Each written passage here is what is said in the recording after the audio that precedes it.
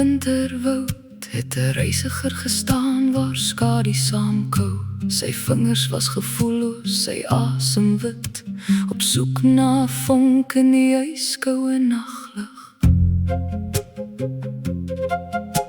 'n Sater verskyn uit die draai van 'n boom, kom na my grot, vind skuiling by my droom. Die man het gevolg, sy tande geklap, in die greep van die kou het alles anders verslap. Oor die dubbele aard van 'n enkele siel, een oomblik vriesend, die volgende vol vuur en krag en styl. Hoe kan diezelfde wind ryp en vlam saambring? Die sater sit en waak en jou naam hoor hy klink.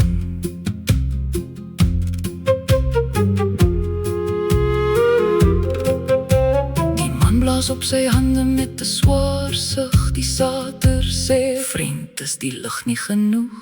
Ek warm net my vingers, die reisiger kla, terwyl hulle by die haar teen die bergwand sit en bra. Kom die sop in 'n houtgemaakte bak, om hart en verslete siel weer warm te maak. Die man neem 'n lepel, maar blaas dit weg. Dis te warm om te sluk, begin hy om te sê.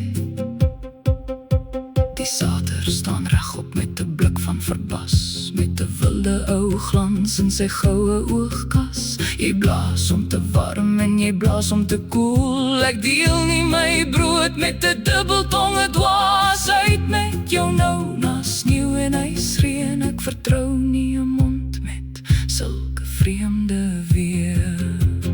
Oor die dubbele aard van 'n enkele siel,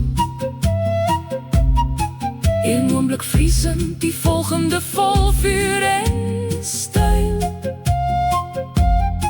Hoe kan diezelfde wind ryp en vlam saambring? Die sater sit en waak en jou naam hoor hy klink.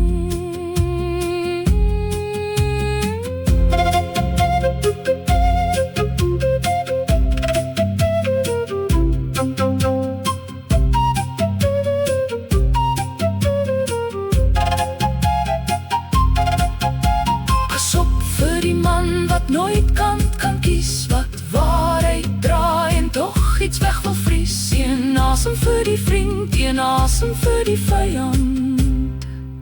In die winter verdwyn jy, verwyl en verwyl.